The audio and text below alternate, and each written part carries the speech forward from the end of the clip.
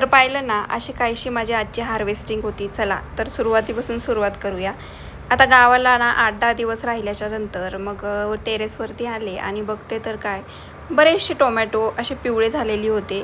आणि हो, टोमॅटो असे जास्त मोठे मोठे काही झालेच नव्हते बरं का, कारण ते खूप छोट्या कुंड्यांमध्ये लावलेले होते आणि त्याच्या मुळ्या पसरायला जागा नव्हती. आणि आता ऊन पडायला लागलं आहे तर ते असे जास्त त्यांची वाढ पण होत नाही आहे. म्हणून म्हटलं चला जेवढे आहेत तेवढे, आणि मला घरात खायला लगेच टोमॅटो नव्हते म्हणून मग 5-6 टोमॅटो काढून घेतले. पावसाळ्यात जेव्हा मी टोमॅटो लावील ना, म्हणजे माणूस चुकीतूनच शिकतं असं म्हणायला हरकत नाही. ते लावतानाच मोठ्या कुंडीमध्ये किंवा मोठ्या ग्रो बॅगमध्ये लावायला पाहिजे होते. आता जेव्हा मी पाऊस पडल्यावरती लावेल ना, त्यावेळेस मी ते मोठ्या ह्याच्यात लावणार आहे. हा पालक मी घरच्या पालकाच्या बियापासून लावला होता.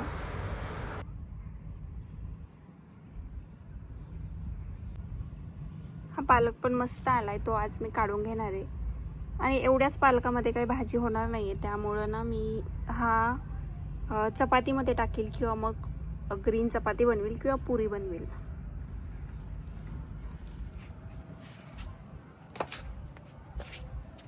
त्यानंतर इथं हा लेटेस एवढा भारी आला आहे ना, हा लेटेस मी अगोदर ना हा कट करून घेणार आहे.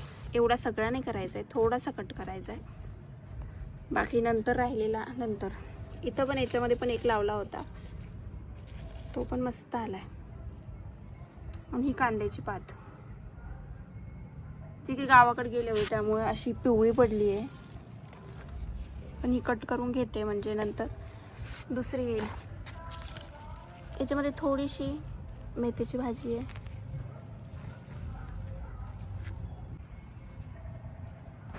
मी गावाला जायच्या अगोदरच ह्या ड्रममध्ये वरती तोंडाला थोडीशी 2-4 जाग्यावरती मेथी अशी लावून दिली होती, ती पण अशी छान आली आहे.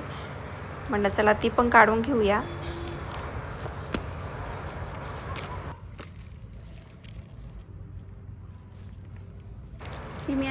आता ह्या मेथीमध्ये भाजी तर काही नक्कीच होणार नाही आहे, पण जेवताना अशीच आपण सहज तोंडी पण लावू शकतो. आता ही अशीच मी वायाला पण काही जाऊ देणार नाही आहे. त्याच्यामध्ये एखादा अर्धा ठोम कोथिंबिरीचा पण आहे. आणि ह्या ड्रममध्ये मी जी कांद्याची पात लावली होती ना, तर ती कांद्याची पात एक पिवळी पडून गेली, म्हणजे तिचं वय निघून गेलं आहे. ती आधीच काढून घ्यायला पाहिजे होती, पण आता ती पिवळी आणि आता मला वाटते ती कडसर पण होऊन जाईल, त्यामुळे मी काही ती खाण्यामध्ये वापरणार नाही आहे. आता ह्याच्यामध्ये पण काही भाजी होणार नाही आहे, थोडीशीच आहे, त्यामुळे ना ही जेवताना तोंडी लावायची. त्यानंतर ह्याच्यामध्ये आहेत मुळे, आता हे पण मला काढून घ्यायचे. मस्त मुळे आले, त्याला काढून घेते मी आता. हे मी आले त्याच दिवशी ना एक मुळा उपटून पाहिला होता, म्हटलं बघूया कसं झालं आहे, पण तो आतमधून जरा काप असल्यासारखा झाला होता. आता हे कसं कधी होतं माहिती आहे का, जेव्हा त्याचं वय निघून जातं आणि आपण त्याला काढत नाही ना, तेव्हा होतं.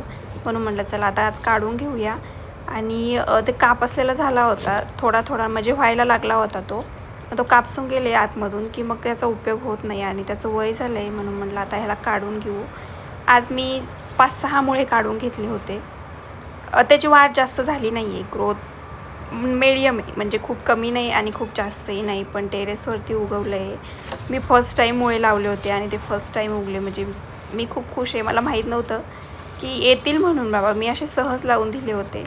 मला असं वाटलं त्याच्यासाठी खूप काही हे लागेल, उगतायत की नाही, कारण कधी शेतात पण आम्ही मुळे लावलेली नाही आहेत, त्यामुळे त्याचा काहीच अनुभव नव्हता. ह्या बकेटीत पण मी 2-4 लावले होते, त्याच्यातले पण काढून घेतले.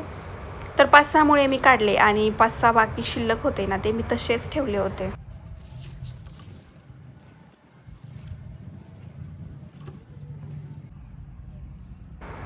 त्यानंतर हे आहे बेझिल. ह्या बेझिलचा तर मी आणखीन एकदा पण यूज केला नाही आहे, आणि हे म्हणतात एकदा लावलं की परत लावायची गरजच नाही आहे, त्याचं बी पडतं आणि ते असं मनाने चुकतं. तर त्याला वरती आता बी पण यायला लागलेलं आहे. ह्या ड्रममधले मुळे ना एकदम असे हिरवेगार आहेत आणि त्याच्या पानांना जरा पण कीड नाही किंवा काहीच नाही आहे. पाण्याचा जार असतो ना, त्या जारमध्ये मी ते लावले होते, तो जार खराब झाला होता, वरून कट केला, त्याच्यामध्ये माती भरली आणि त्याच्यामध्ये मुळे लावले होते.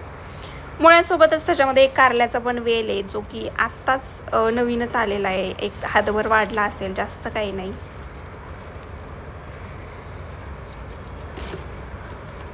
हा मुळा तर सगळ्यातच छोटा होता. हा जास्त वाढलाच नाही. याच्यामध्ये त्यांना पोसायला जागा होती खाली, पण का काय माहिती, पण ते असे जास्त वाढलेच नाही. तरी पण त्यांना रोज पाणी आणि शेणखत, रोज शेणखत नाही पण 15-20 दिवसातून एकदा मी शेणखत घालत असते. त्यानंतर ह्या ग्रो बॅगमध्ये पण लावलेले आहेत आणि ह्या ग्रो बॅगमध्ये ना सगळ्यात मोठा मुळा निघाला आत्तापर्यंतचा हार्वेस्टिंगमधला सगळ्यात मोठा मुळा. आणि त्याच्यामध्ये एक कारल्याचा वेल पण आहे आणि हा तो मुळा जो की सगळ्यात मोठा आहे, म्हणजे बऱ्यापैकी याची वाढ झालेली आहे. आणि हा एक बोटच जमिनीच्या खाली आणि एक बोट जमिनीच्या असा वरतीच आलेला होता. हा फर्स्ट टाईम हे पहिलं कारलं आलं होतं, पण गावाकडे गेले आणि ते पिकून गेलं आणि त्याची एवढी वाढ पण झाली नव्हती. आणि हे दुसरं जे कारलं आहे ना ते छान पोसायला लागलं आहे. पण मग मी आता हे पिकलेलं कारलं ना बी धरण्यासाठी ठेवणार आहे, म्हणजे याचं मी बी बनवणार आहे. त्याच्या आतमधलं बी वाळून त्याला छानपैकी स्टोअर करून ठेवणार आणि मग ते पुढच्या वेळेस लावणार. आणि हा आहे लेटेस.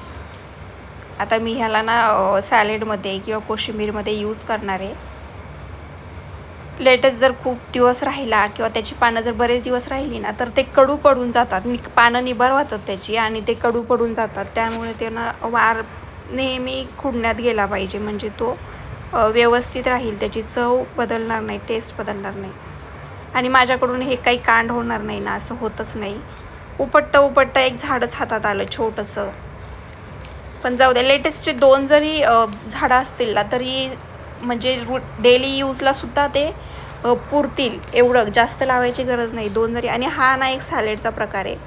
मला एक कमेंट आली होती की हे काय, हा एक सॅलेडचा प्रकार आहे, जो की ही अशी एक भाजी आपण सॅलेडमध्ये, आता याला मोठे मोठे लोक खातात आणि हे खूप जास्त महाग भेटते. ब्लिंकिटवर वगैरे मी बघितलं आणि बाजारात पण असतात त्या भाज्या. ब्रॉकली किंवा लेटेस ह्या भाज्या खूप जास्त महाग भेटतात आणि घरी उगवायला खूप सोपं आहेत. 3-4 गड्डे जरी याचे 3-4 रोप जरी याचे लावले ना तरी ते आरामात आपल्याला पुरून जातील. तर अशी होती माझी हार्वेस्टिंग गावावरून आल्यानंतरची. ते कशी वाटली कमेंट करून नक्की सांगा. आणि हो, आता उन्हाळा आहे त्यामुळे एवढे काही झाडं नाही आहेत, पण जेव्हा पाऊस पडेल तेव्हा एक नवीन सुरुवात नवीन जोमाने मी करणार आहे. आणि हा काकडीचा वेल आहे जो मी ह्या गमिल्यामध्ये ट्रान्सफर केलेला आहे. आणि हा सगळ्या मिळून ईदभर पण वेल नाही झाला आणि त्याला लगेच फुलं यायला लागलेत, म्हणजे मलाच काही कळत नाही नेमकं हे रोप चांगलं आहे की फेक आहे, येतं आहे की नाही. त्यानंतर हा एक लेटेस्ट आहे आणि ह्याचा थोडासा कलर पिवळसर आहे. बी सगळं सेमच आहे, पण हा मला वाटते उन्हात राहिल्यामुळे ना जास्त पिवळसर राहिला आहे. जास्त पिवळी पानं काही त्याची मी घेणार नाही आहे, पिवळी झालेली पानं मी टाकून देणार आहे. फक्त जी ग्रीन आणि कवळी पानं आहे ना तीच घेणार आहे. आणि आणखीन एका जारमध्ये हा लावला होता आणि ह्याचे तर पानं ना सगळ्यात मोठे येतं, म्हणजे बाकीच्यांपेक्षा याचे पानं सगळ्यात जास्त मोठे येतं. आणि असं बी शिल्लक होतं म्हणून मी याच्यामध्ये एक खोसून दिला आणि हा सगळ्यात चांगला आला होता. तर चला, कसा व्हिडिओ वाटला तुम्हाला कमेंट करून नक्की सांगा आणि भेटूया नंतर.